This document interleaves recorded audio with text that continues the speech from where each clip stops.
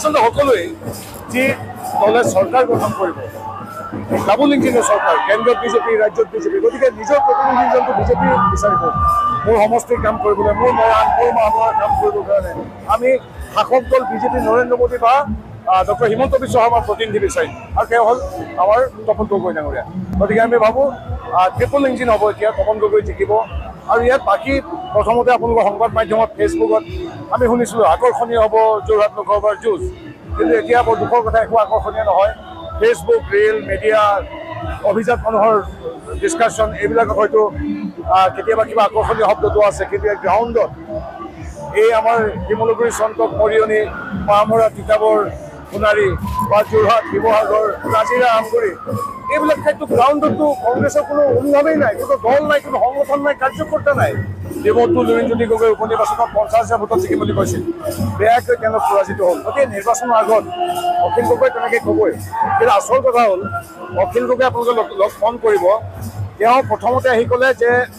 শিৱসাগৰ জিলাত যোৰহাট জিলাত কংগ্ৰেছৰ কোনো সাংগঠনিক শক্তিয়ে নাই আমি সহায় কৰিব পৰা নাই যোগাযোগ বিচ্ছিন্ন হৈছে কৈছিল নাই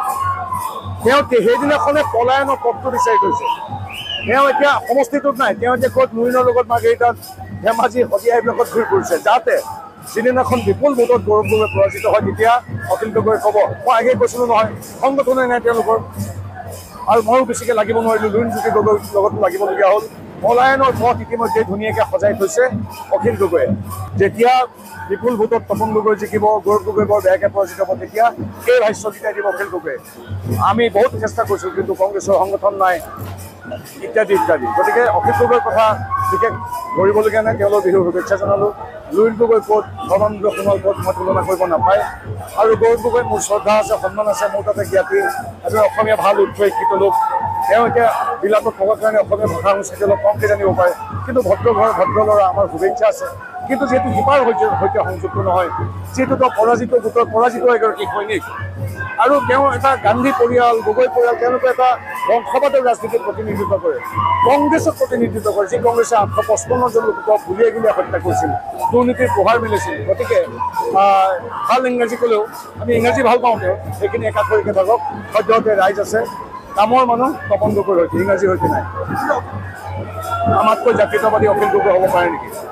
জাতীয়তাবাদৰ ঠিকাকী অখিল গগৈ লুৰিণজ্যোতি গীত আছে নেকি তেওঁলোকে দেখোন কংগ্ৰেছৰ নৱজানু হোৱা বৃত্ত হোৱা 855জন লোকক ঘূৰিয়াই ঘূৰিয়াই মৰা কংগ্ৰেছৰ ওচৰত আছে বৃত্ত দুই অখিল গগৈ আৰু লুৰিণ গগৈ গতিকে তেনে মানুহে জাতীয়তাবাদৰ কথা ক'লে নুশুনায় গতিকে আমাৰ জাতীয়তাবাদ সম্পূৰ্ণ প্ৰমাণ সাপেক্ষ এই লুৰিণজ্যোতি গগৈ বা অখিল গগৈ নহয় আজি ইয়াত জয় অসম বুলি ক'ব কাইলৈ শংকৰদেৱ কলাক্ষেত্ৰ ভাঙি দিব পৰহি কংগ্ৰেছৰ ভিতৰ আচৰণ কৰিব গতিকে তেওঁলোকৰ কথা পাতি সময় নষ্ট কৰিব নালাগে আমি এতিয়া আমি আছোঁ বিকাশৰ সৈতে প্ৰগতিৰ সৈতে হিমন্ত বিশ্ব শৰ্মাৰ সৈতে মোদীৰ সৈতে